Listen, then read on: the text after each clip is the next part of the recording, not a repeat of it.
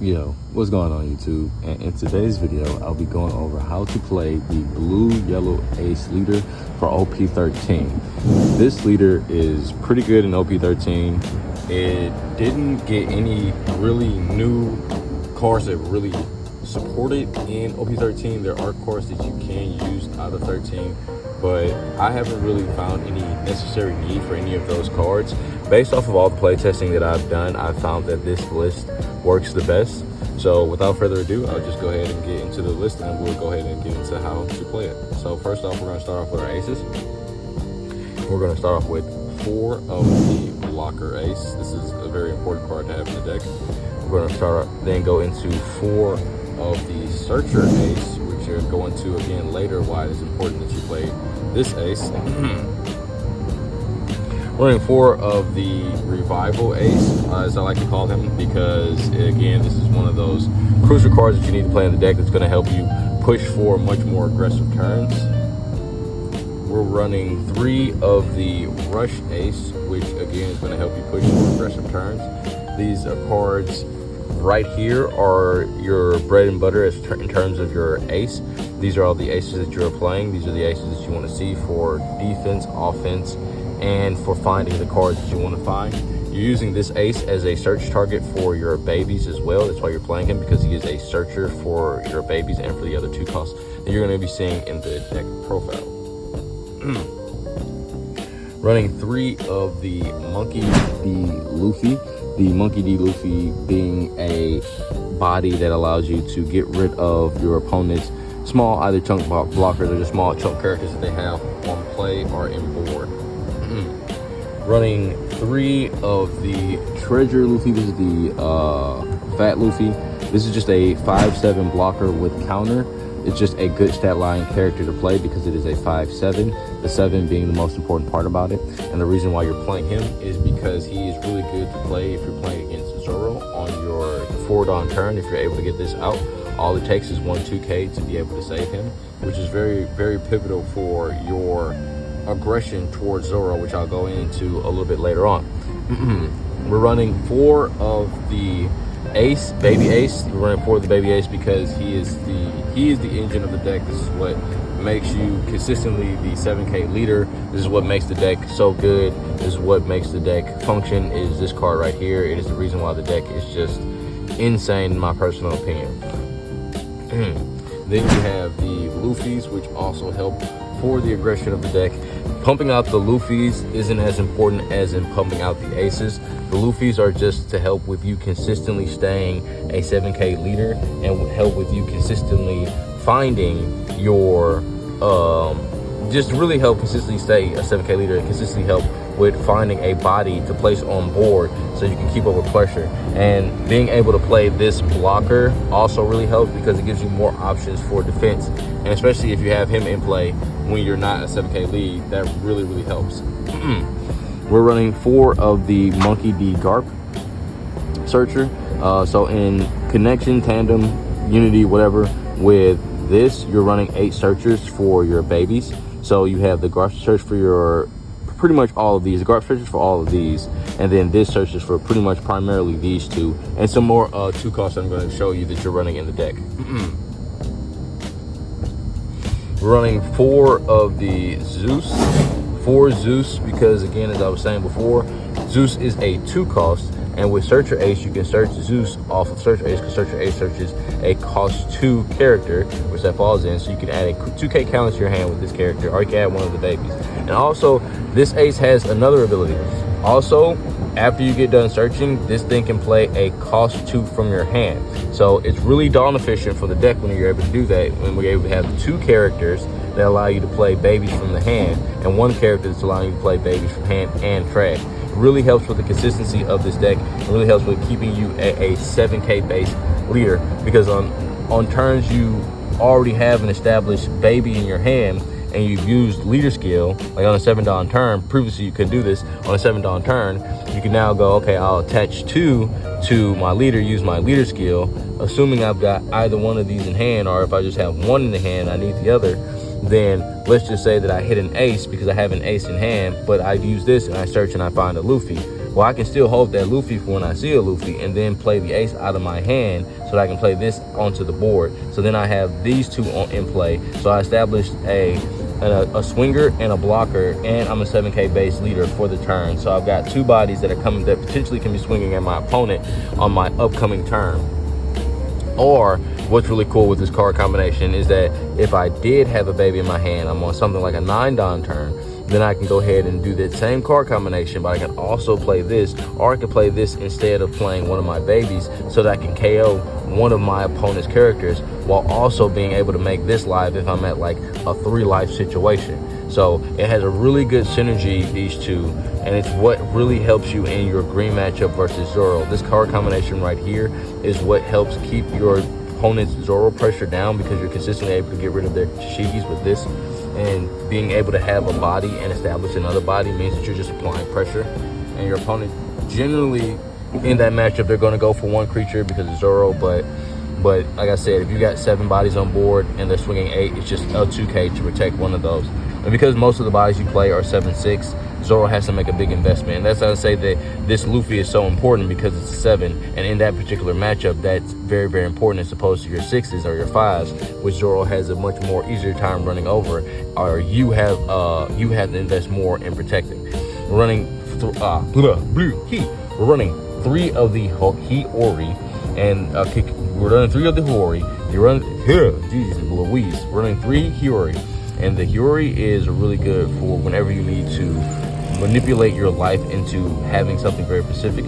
You're really playing this for, honestly, you're playing this for your Emu match. This is another card that you play for Emu, so that on your 4-Don turn, if you find yourself with your high roll, and your high roll in this deck is a rush ace of Hiyori and a baby ace, which is just to allow yourself to take a life on turn 1, and then on your turn 2, when you're at the 4-Don turn, you replace your top life with this ace, and then you play this ace. Once you play this ace out, you'll be at 2 life, so you'll be able to swing 7/7 lead, and your opponent will only be at 5-Don. They won't be able to pop.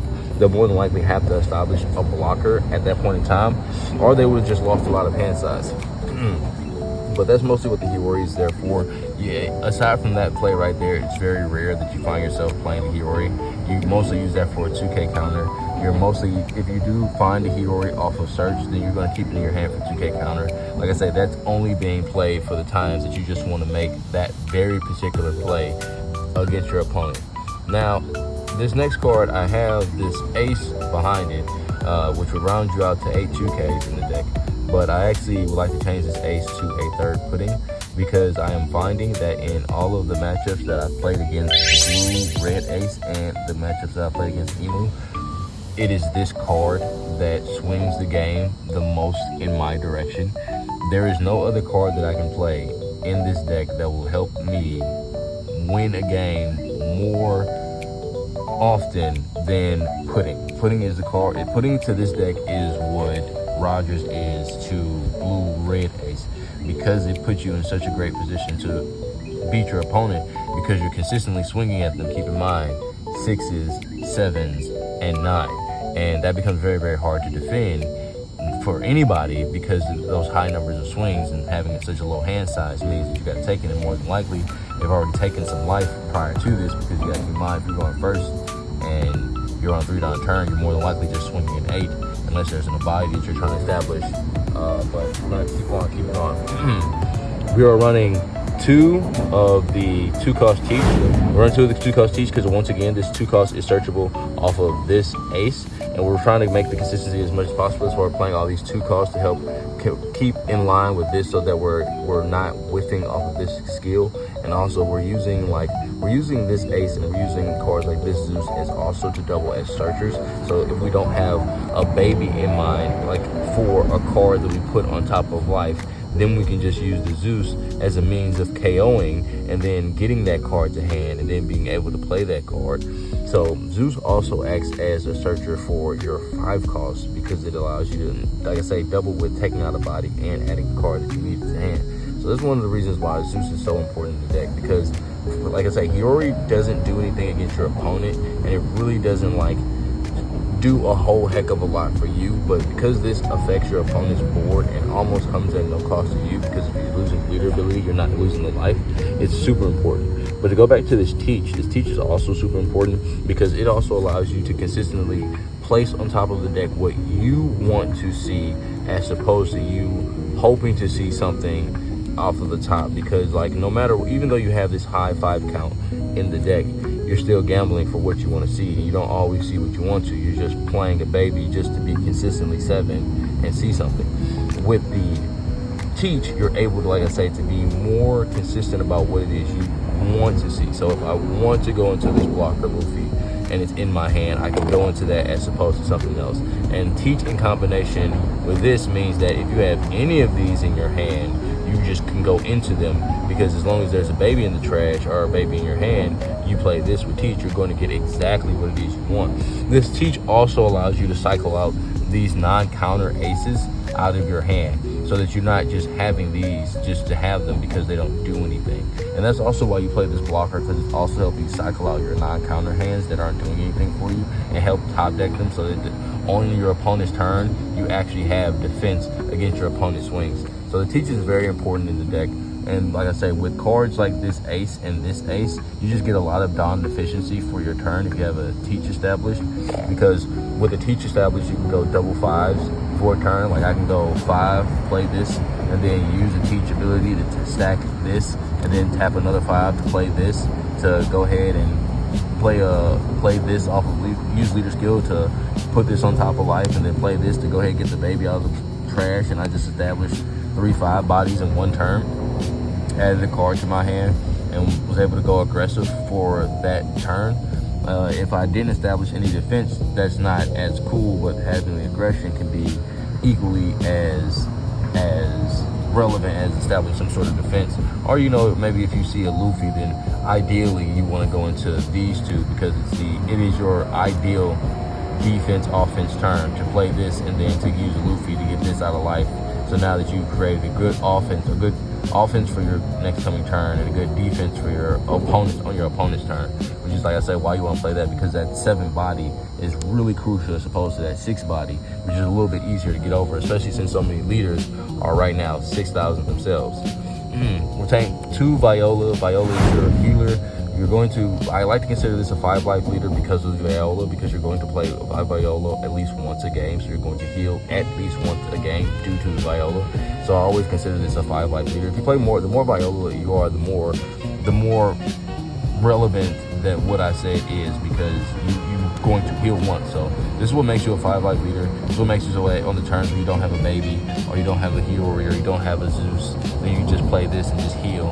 And also using this other ability when you don't have when you don't play it to heal yourself, using the ability to know your opponent's life and arrange your opponent's life can be very comforting, because you can know what your opponent has access to and doesn't have access to potentially. Like if you know that your opponent has tossed 3 of their 10 elders, and you know one of their 10 elders in life, you know you're just free to just go in, because you know they're not about to play one unless they cycle it down to the bottom and see it again.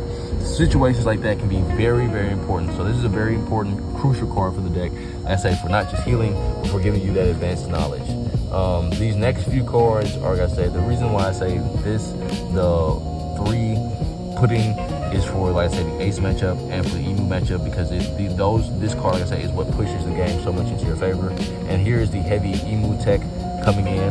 The heavy emu tech is going to be this 2-cost Shirahoshi. This came out in OP13. I'm sorry, no, this came out in OP12 actually. And it is another 2-cost. Its effect is that if one of your cost 6 or lower characters will be removed from the field by your opponent's card effect, you can flip one of your life face up instead. This is really good because this Shirahoshi also protects itself. So even if Emu attempted to try and destroy it, you just flip one of your life face ups. This can be very important, very crucial for whenever you play out this and you have a face up life. This means that you can potentially have 2 of these in hand and potentially not only become a 9k leader, but spam 4 bodies on board, because you can use both of these aces to go in like a 10 down turn situation to go slam 5, use, grab. If you have, like I say, a teach in play, then you go ahead and teach ability, put on top. Like I say, the possibilities become super endless. Like, I know that's a super niche situation, but if you can pull it off, it's very, very, very, you win. Like, you know, just very much a advantageous position for you to find yourself in if ever you're able to pull that combo off. And again, because of this ace, the consistency in seeing these cards is actually pretty high. And because you're cycling with, like I say, that ace, you're searching with this ace, you're searching with this card, you're adding and are taking with this Zeus, you're adding and are taking with this, you're drawing with this, you find that you have actually a lot of consistency in the deck. But for the last two cards that are being ran in the deck, we have the Whitebeard event, which is the if you are at 1 or less life, you are able to make your leader unblockable, or you're able to give yourself 3,000. I think that this is a one of in the deck is really important, because there's just too many matches that I found myself thanking the heavens that I was playing this card, because if not, I would have lost just due to just not having enough counter. And this card just able to counter out of one heavy swing, whether it be a 9K swing or even a 10K swing, and you just not having to give up as many cards as for counter to protect yourself, is really, really something that just, again, helps this deck stay consistent. And then the last card is the Blade Slice. Again, these are your heavy Emu teched out cards, because again, once this hits the board, Emu cannot get rid of anything on your field. Point blank period. Until you have no life, Emu can't get rid of anything on your board, including this. So you just get to keep your board, you get to keep your aggression. And with this, you're able to get rid of their defense in the end game. And I argue playing two of this over this, because of you being able to get rid of one of Emu's defenses in the end game, and you're able to keep your bodies consistently throughout the game, and you're able to get a pudding off. Like I say, this is all super specific, but it is your only line of play for being able to defeat that deck. And the next thing that I'm about to say in complete confidence. And the reason I say this, because of extensive testing, and what I'm about to say can be supported by other streamers. And it's just, like I say, if you just play this deck, I promise you'll find the same results. But in all of my play testing, I have found that this version of this deck is very consistent in going against Zoro. So Green Zoro, your favorite into that match with this version of the deck, mostly because your ability to be super aggressive, your ability to reduce their board size with this, and your ability to defend yourself with these and be a consistent 7K leader. They can't keep up with your aggression because they're too busy trying to defend themselves or try and make an optimal play for getting rid of your board and swinging into you, as opposed to being able to play the game. Because again, your opponent has to spend Dawn to play, and if they're not spending Dawn to play, they're spending Dawn to swing. And if they're not spending Dawn to swing, get rid of your board, they're swinging Dawn to get into your life. And if they can't get your life and they leave your board, then they're in a very dangerous position. So when it comes to green, you're good on that. Like I say, the Zeus is really what puts you in that prime time position. When it comes to blue, red, ace, and honestly, you can listen to Vivi for this as confirmation as to what I'm about to say. When it comes to blue, red, ace, you are about a 50-50 into that matchup. It really just depends on how the cards fall for you. But it is not a difficult matchup by any means. You can consistently beat that leader as well with this list, because even if it came to their red rocks, their Jozus, this is the card, like I say, that protects you. They also only can do a one-turn board removal. So if you're worried about any of that, you pop out one of these early, then boom, none of your board goes anywhere throughout the game. You don't have to worry about that Jozu play. You can again keep up your pressure. Once you start spamming these against blue, red, ace, they're cooked. They're just absolutely cooked. If you get one of these a turn, if you spam 3 of these in a row against them, like there's not too much that they're going to be able to do, because you're just going to go 8,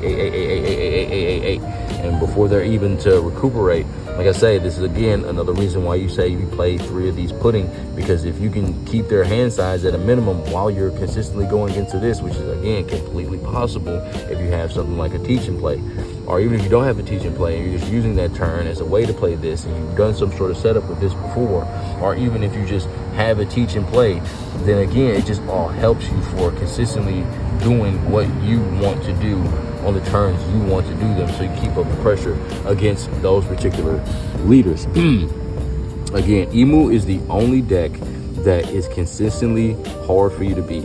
Again, which is why I say you have to be playing these puddings, you have to be playing these Shirahoshis, and the argument is to play 2 Blade Slice so you can consistently get rid of one of their blockers in that in-game scenario to help you consistently push at them for game.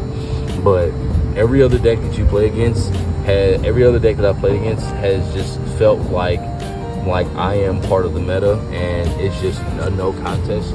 When it comes to Red Black Sabo, if Red Black Sabo can see their blockers, then you are in a very particular ill situation, which is another reason why I say this card, because it's such a heavy blocker format that it almost feels necessary to play this so that you can just make that potential in-game push, because you'll find yourself able to push your opponent down to next to nothing very easily, very, very fast. But I would actually like to take this time out to go ahead and show you guys real quick, just kind of sort of like a playthrough, if you will, or like a just kind of sort of the lines which you're looking for, a bit of a how to play, if you will. But that is going to be in the next video. Thank you guys for watching this one. I'll see you hopefully in the next. Just kidding, it's all one video. Haha, you thought you were gonna see something else, but no, it is all going to be the same unless I cut and make some edits.